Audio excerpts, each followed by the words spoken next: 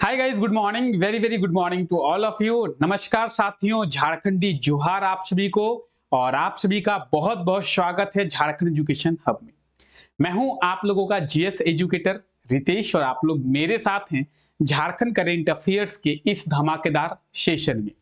अगर इस सेशन की बात करें तो आप सभी को पता होगा कि इस सेशन में हम लोग झारखंड के डेली करंट अफेयर्स के बारे में डिस्कस करते हैं और हमारे झारखंड में जो भी करंट अफेयर्स होते हैं उन करंट अफेयर्स के बारे में इस क्लास में हम लोग रोजाना बहुत ही अच्छे से समझने का प्रयास करते हैं और हर एक करंट अफेयर के बारे में डिटेल में हम लोग एनालाइज करते हैं। तो चलिए आज के इस क्लास को शुरू करते हैं। आज है 5 मई और आज के इस क्लास में हम लोग झारखंड के कुछ पुराने ही करंट अफेयर्स का रिवीजन करेंगे। जैसा कि आप लोगों को पता होगा कि अभी चल रहा है चुनावी माहौल और चुनावी माहौल में सभी लोग लगे पड़े हैं रैलियां करने में। चाहे हम लोग बात करें सेंट्रल मिनिस्टर्स की, चाहे हम लोग बात करें स्टेट मिनिस्टर्स की, तो सभी लोग लगे पड़े हैं चुनावी रैलियां करने में। और हमारे पास एग्जाम के पॉइंट ऑफ व्यू से वो करंट अफेयर्स नहीं है जिनके बारे में हम डिस्कस कर सके। तो इसीलिए आज के इस क्लास में हम लोग झारखंड के कुछ पुराने और इंपॉर्टेंट करंट अफेयर्स का रिवीजन करेंगे जिसके बारे में हम लोग पहले भी देख चुके हैं, लेकिन आने वाले एग्जाम में उन करंट अफेयर्स को पूछे जाने की पूरी पूरी संभावनाएं बनती है। तो चलिए क्लास को शुरू करते हैं। बात करते हैं इस क्लास की। तो आप में से कितने ऐसे लोग हैं जो मेरे साथ इस क्लास में नहीं जुड़े हैं अभी तक? झारखंड जीके एमसीक्यू का क्लास होता है रात को 9 बजे। कितने लोग ऐसे हैं जो रात को 9 बजे मेरे साथ नहीं जुड़ते हैं इस क्लास में? आप में से बहुत ऐसे लोग होंगे जो रात को 9 बजे इस क्लास में नहीं जुड़ते हैं। रात को 9 बजे बहुत ही शानदार, बहुत ही जानदार ये क्लास होती है और झारखंड जीके के इंपॉर्टेंट क्वेश्चंस के बारे में हम लोग इस क्लास में डिस्कस करते हैं। वो क्वेश्चंस जो आने वाले एग्जाम में आप लोगों को देखने को मिल सकता है, वो क्वेश्चंस जो जेएसएससी और जेपीएससी के द्वारा एग्जामों में पूछा जा चुका है और वो क्वेश्चंस जो एग्जाम के पॉइंट ऑफ व्यू से बहुत ही ज्यादा इंपॉर्टेंट रहने वाला है। इस क्लास को अगर आप कंटिन्यू करते हैं तो आने वाला जो भी एग्जाम देंगे, चाहे वो आप सीजीएल का एग्जाम दे जेएसएससी का, चाहे एक्साइज कांस्टेबल का एग्जाम दे, झारखंड दरोगा का एग्जाम दे, कोई सा भी एग्जाम दे, उस एग्जाम में क्वेश्चंस आपको इसी क्लास से देखने को मिलेगा। इस चीज की मैं आपको गारंटी देता हूं। अगर आप रेगुलर इस क्लास को मेरे साथ करते हैं तो एग्जाम में सीधे सीधे क्वेश्चन जो है यहीं से पूछा जाएगा। क्लियर? तो रोजाना इस क्लास में जुड़ना ना भूले मेरे साथ रात को 9 बजे, जहां पे हम लोग बहुत ही जानदार और शानदार इस क्लास को करते हैं। चलिए आइए आज के करंट अफेयर्स के इस क्लास को शुरू करते हैं और देखते हैं कुछ इंपॉर्टेंट करंट अफेयर्स के बारे में। आज का हमारा पहला करंट अफेयर क्या है? आज का हमारा पहला करंट अफेयर है कि हाल ही में झारखंड कैबिनेट के द्वारा झारखंड के 50 वर्ष से अधिक आयु के महिलाओं को कितनी मासिक पेंशन राशि देने की मंजूरी जो है वो दिया गया है। ठीक है, आज का हमारा पहला करंट अफेयर है कि झारखंड कैबिनेट के द्वारा झारखंड के 50 वर्ष से अधिक आयु के महिलाओं को कितनी पेंशन राशि देने की जो मंजूरी है वो दी गई है। ठीक है, ये है आज का हमारा पहला करंट अफेयर। अब आइए इसके बारे में डिस्कस करते हैं। सही आंसर हो जाएगा 1000 की मासिक पेंशन राशि, ऑप्शन ए। अब क्या है इसके बारे में आइए समझते हैं।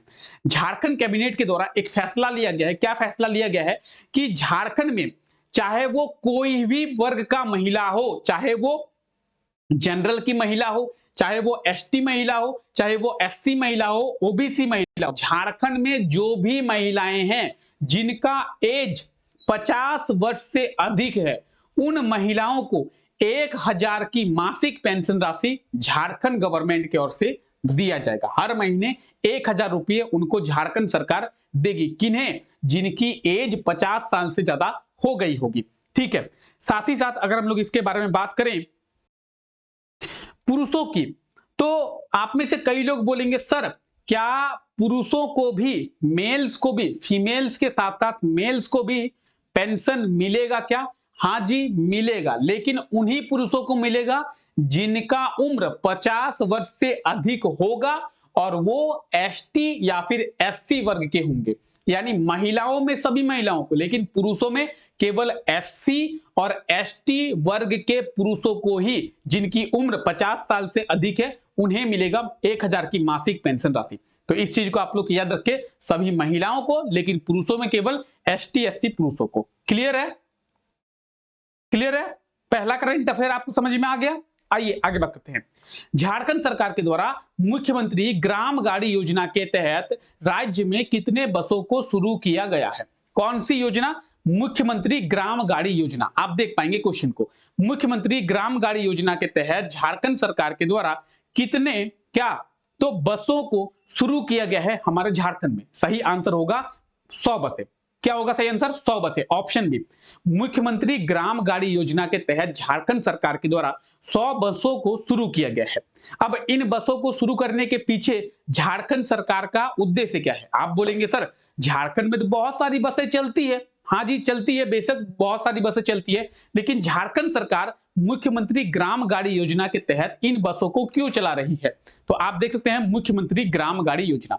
अब मुख्यमंत्री ग्राम गाड़ी योजना की बात करेंगे तो मुख्यमंत्री ग्राम गाड़ी योजना को लेकर आए थे झारखंड के पूर्व मुख्यमंत्री हेमंत सोरेन जी, लेकिन मुख्यमंत्री ग्राम गाड़ी योजना को शुरू किसने किया? तो मुख्यमंत्री ग्राम गाड़ी योजना को शुरू किया चंपाई सोरेन के द्वारा। ठीक है, तो शुरू किया गया चंपाई सोरेन के द्वारा, लाया गया था हेमंत सोरेन के द्वारा। ठीक है, क्या है मुख्यमंत्री ग्राम गाड़ी योजना?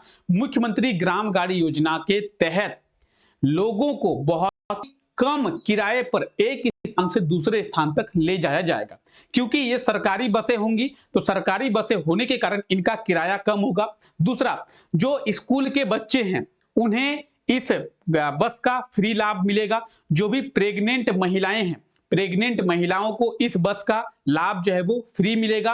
और बात करेंगे जो भी दिव्यांग लोग हैं, उन दिव्यांग लोगों को इस बस का लाभ जो है वो फ्री मिलेगा। उन लोगों के लिए कोई भी किराया जो है वो नहीं लगेगा। तो किन्हें? स्कूली बच्चों को इसका निःशुल्क उपयोग कर पाएंगे, इस बस को निःशुल्क उपयोग करेंगे।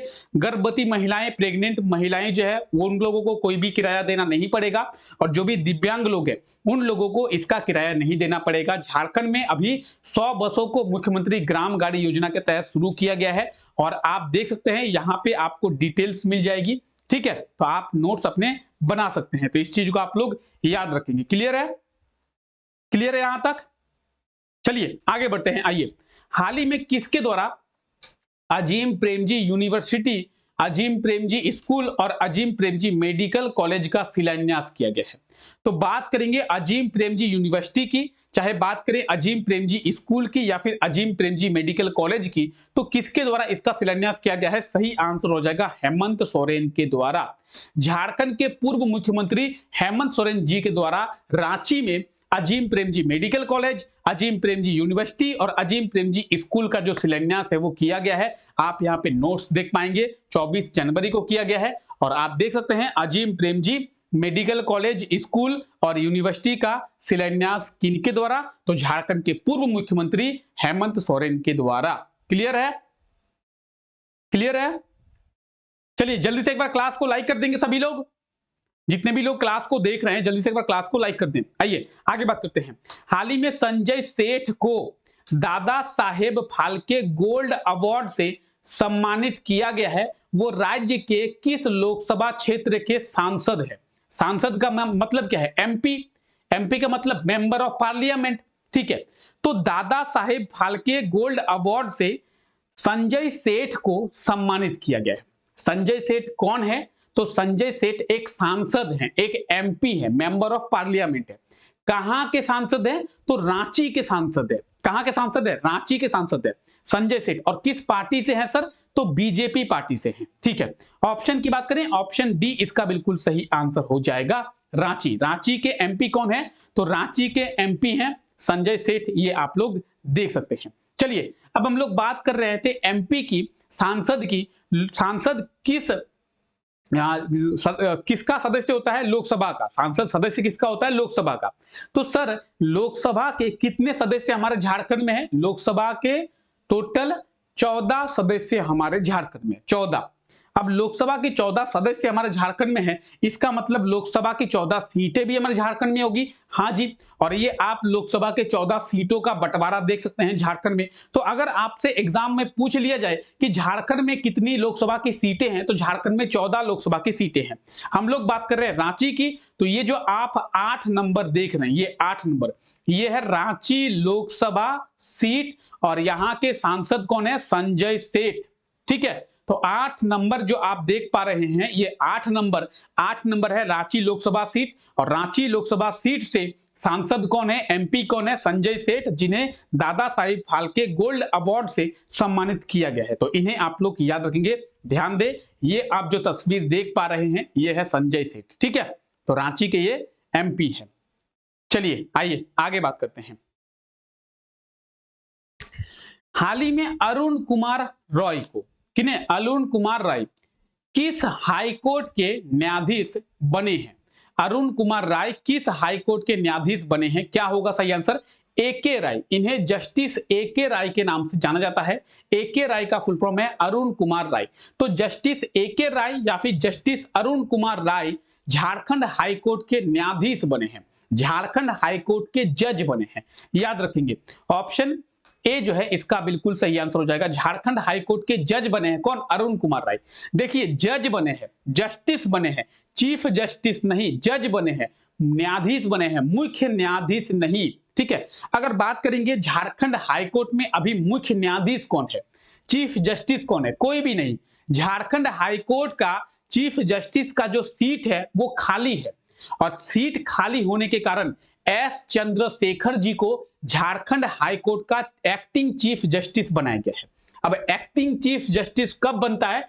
तो झारखंड हाईकोर्ट में जब चीफ जस्टिस नहीं होता है, या फिर कहीं भी किसी भी कोर्ट में अगर चीफ जस्टिस ना हो, चीफ जस्टिस रिटायर कर गया हो, तो उनके जगह पर एक्टिंग चीफ जस्टिस बनाया जाता है। एक्टिंग चीफ जस्टिस का मतलब क्या होता है? एक्टिंग चीफ जस्टिस जो है तब तक अपना कार्य करते हैं जब तक किसी चीफ जस्टिस की नियुक्ति उस कोर्ट में ना हो जाए। तो अभी झारखंड हाई कोर्ट में कोई भी चीफ जस्टिस नहीं है, इसीलिए एस चंद्रशेखर जी को झारखंड हाई कोर्ट का एक्टिंग चीफ जस्टिस बनाया गया है। और वहीं पे झारखंड हाई कोर्ट में ए.के. रॉय, जस्टिस अरुण कुमार रॉय जो है एक जस्टिस के रूप में बने हैं। ठीक है, यहां पे आप डिटेल्स देख पाएंगे। हालांकि ये करंट अफेयर्स पुराने करंट अफेयर्स हैं, इनके बारे में हम लोग ऑलरेडी डिस्कस कर चुके हैं, लेकिन आज हम लोग इनका रिवीजन कर रहे हैं ताकि क्लास ना होने से अच्छा कुछ करंट अफेयर्स का हम लोग रिवीजन कर ले। तो ये आप देख पा रहे हैं अरुण कुमार रॉय, ए.के. रॉय, और ये जो है झारखंड हाईकोर्ट के क्या बने हैं? झारखंड हाईकोर्ट के जस्टिस बने हैं, केवल जज बने हैं। ठीक है, हम लोग बात कर रहे हैं झारखंड हाईकोर्ट के बारे में।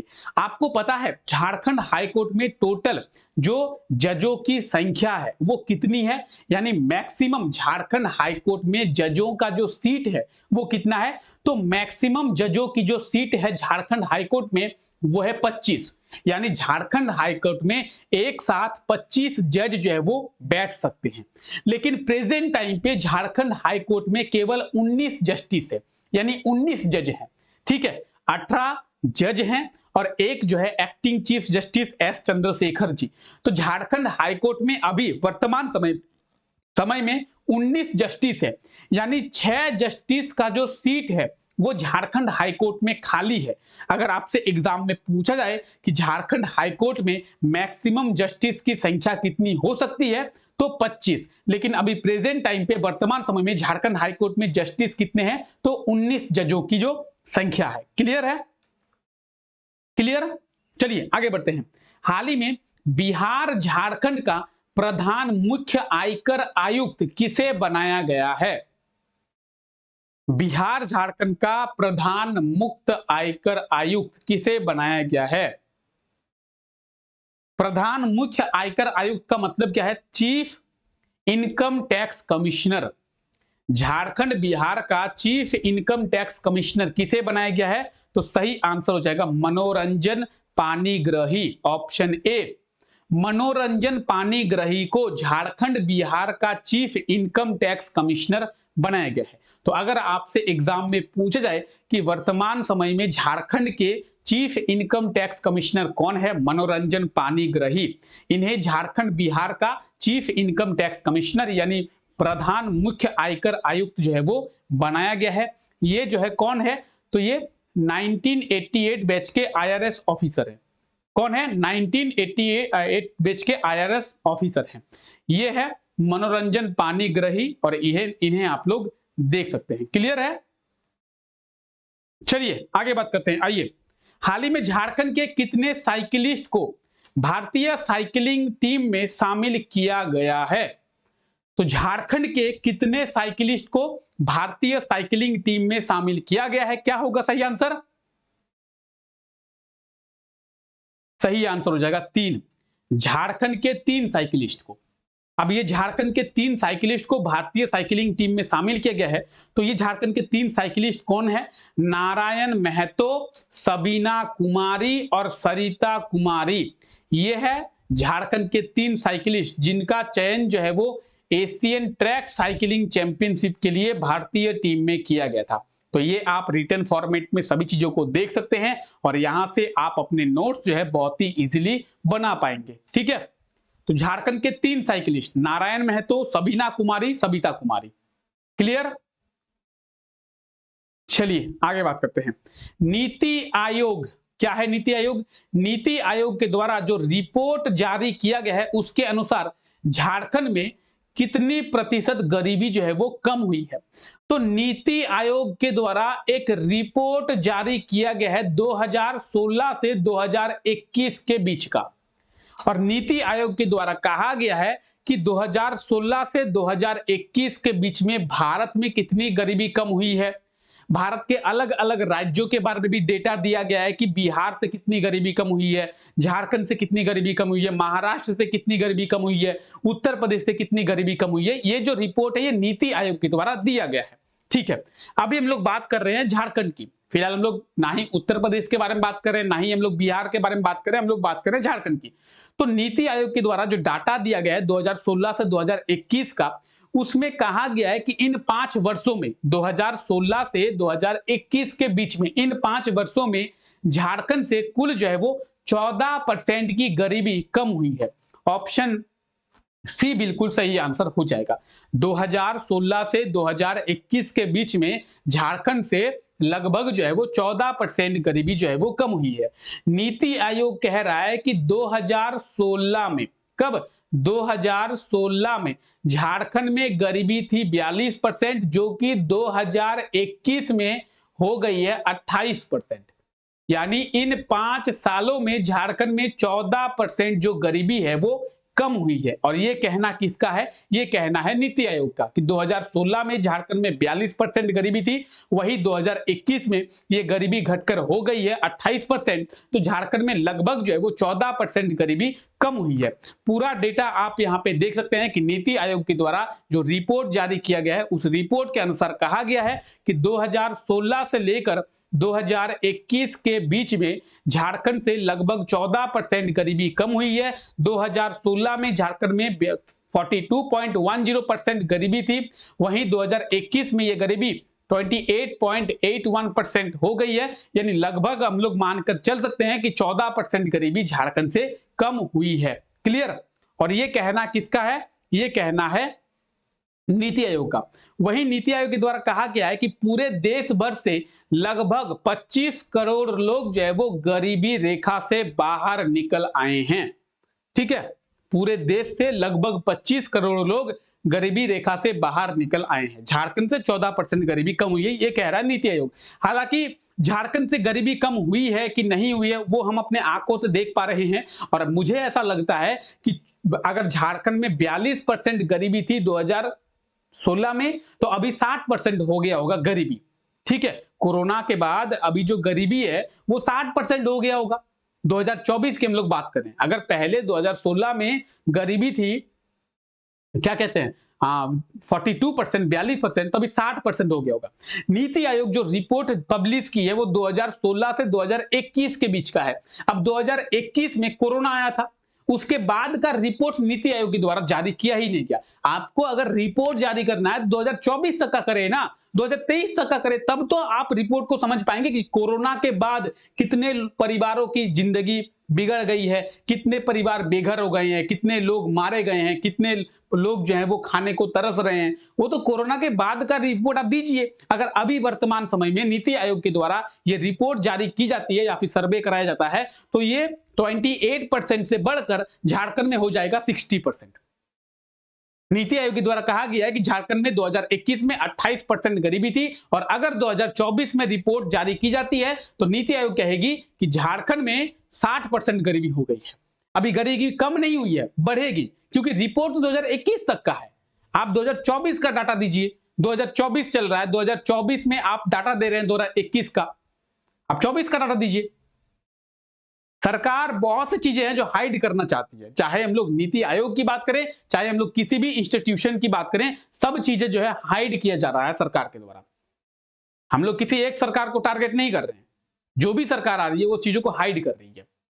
ठीक है, चलिए फिलहाल नीति आयोग के बारे में आप लोग जाने। नीति आयोग का फुल फॉर्म है national institution for transforming India. NITI Aayog की स्थापना जो है 1 जनवरी 2015 में किया गया था।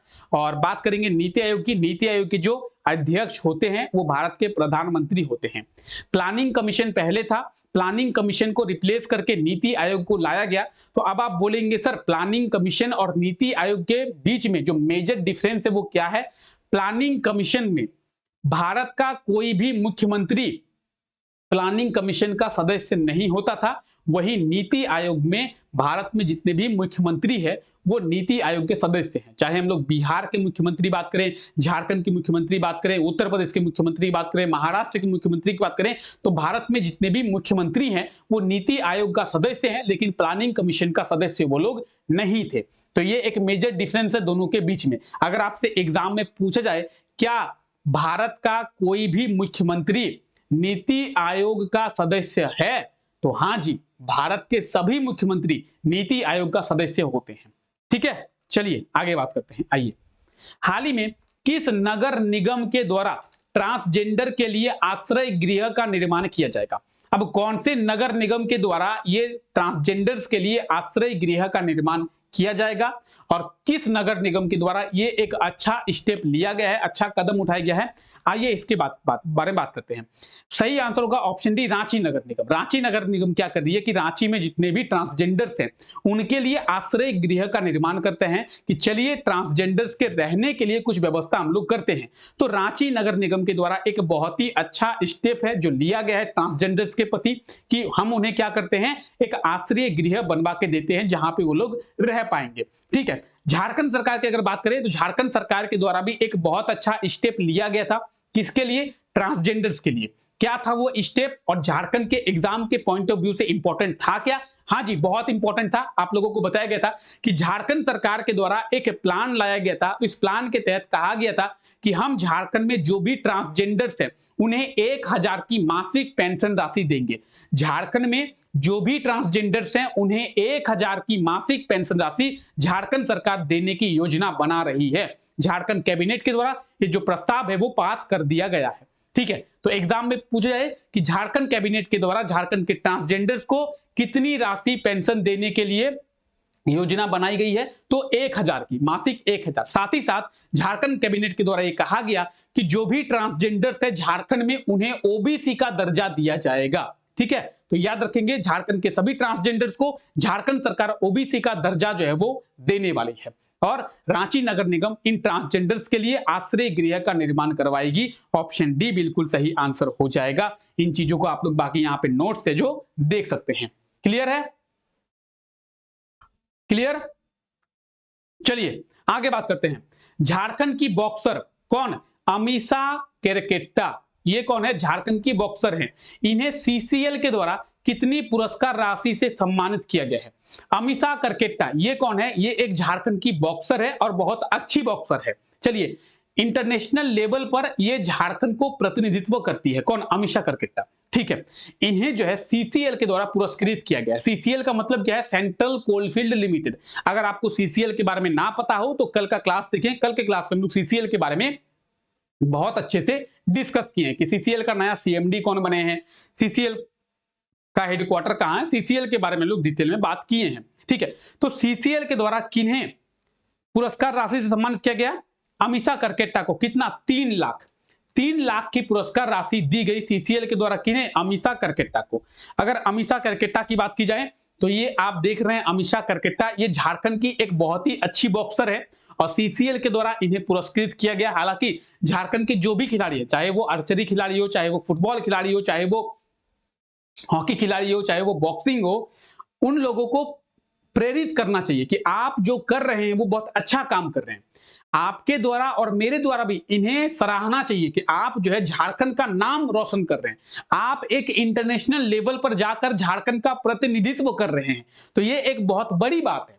ठीक है, सीसीएल की बात करेंगे, सेंट्रल कोलफील्ड लिमिटेड, सीसीएल। ठीक है, सीसीएल के बारे में कल के क्लास में डिस्कस किए हैं, तो एक बार आप लोग कल का क्लास देख ले, वहां पे सीसीएल के बारे में बहुत ही अच्छे से हम लोग डिस्कस किए हैं। क्लियर है? ये कुछ आज के करंट अफेयर्स थे जिनके बारे में हम लोग डिस्कस किए, बहुत ही अच्छे से सभी करंट अफेयर्स को समझने का प्रयास हम लोग किए हैं। क्लियर है? यहां तक क्लियर है सभी को? चलिए क्लास को आगे बढ़ाएं। आइए क्लास को आगे बढ़ाते हैं। और कल के क्लास में आप लोगों से यह क्वेश्चन पूछा गया था, ठीक है, हाल ही में किसके द्वारा 48 घंटे लगातार प्रोग्रामिंग कर गिनीज वर्ल्ड रिकॉर्ड बनाया गया है? यह क्वेश्चन आप लोगों से कल के क्लास में पूछा गया था। ठीक है, इसका सही आंसर क्या होगा? संतोष कुमार। क्या होगा? संतोष कुमार। संत जेवियर स्कूल कहां पे है? डोरंडा, रांची में है। और इसी संत जेवियर स्कूल जो कि डोरंडा, रांची में है, वहां के कंप्यूटर के टीचर हैं कौन? संतोष कुमार। और इनके द्वारा 48 घंटे लगातार प्रोग्रामिंग कर जो है गिनीज वर्ल्ड रिकॉर्ड बनाया गया है। तो इस चीज को आप लोग याद रखेंगे। ऑप्शन ए बिल्कुल सही आंसर हो जाएगा। ठीक है, तो आप लोगों से कल जो क्वेश्चन पूछा गया था उसका सही आंसर होगा ऑप्शन ए, संतोष कुमार। आज के लिए आपका क्वेश्चन है, आप लोग कमेंट करके जरूर बताएं कि झारखंड के जो मुख्यमंत्री हैं, अभी वर्तमान मुख्यमंत्री चंपाई सोरेन, वो किस विधानसभा क्षेत्र से विधायक हैं? कमेंट करके जरूर बताएं। बहुत इंपॉर्टेंट क्वेश्चन, झारखंड पॉलिटी का क्वेश्चन है कि झारखंड के वर्तमान मुख्यमंत्री चंपाई सोरेन किस विधानसभा क्षेत्र से क्या हैं? तो विधायक हैं। एक बार आप लोग जल्दी से कमेंट करके सही आंसर बताएंगे। देखते हैं कितने लोगों को इसका सही आंसर पता है। क्लियर? ठीक है, तो एक बार कमेंट करके आप लोग जरूर बताएं चंपाई सोरेन झारखंड के किस विधानसभा क्षेत्र से विधायक हैं। क्लियर? चलिए जल्दी से एक बार सभी लोग क्लास को लाइक कर दें। हाँ, तो फिलहाल आज के इस क्लास को यहीं तक रखते हैं। आप सभी लोगों का बहुत बहुत शुक्रिया इस क्लास का हिस्सा बनने के लिए। मिलते हैं आप लोगों से नेक्स्ट क्लास में, तब तक के लिए thank you, take care, bye bye.